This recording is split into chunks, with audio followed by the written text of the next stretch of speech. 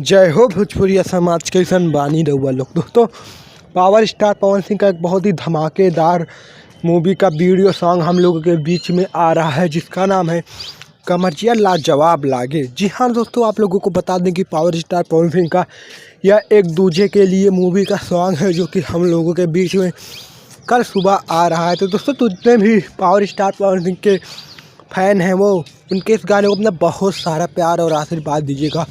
दोस्तों, आप लोगों को बता देंगे पावर स्टार पवन सिंह का यह सॉन्ग हम लोगों के बीच में कल सुबह यानी कि 18 तारीख को सुबह 6 बजे भोजपुरी रंगीला चैनल के माध्यम से आने वाला है। तो दोस्तों, superstar power star Pawan Singh के आप लोग इस गाने को अपना बहुत सारा प्यार और आशीर्वाद दीजिए। और दोस्तों, पावर स्टार से जुड़ी और भोजपुरी से छोटी सी बड़ी न्यूज़ जानने के लिए हमारे चैनल को सब्सक्राइब करें, क्योंकि हम अपने इस चैनल पर ऐसी ट्रेंडिंग न्यूज़ सबसे पहले आप तक पहुंचाते हैं। जय भारत, जय भोजपुरी समाज।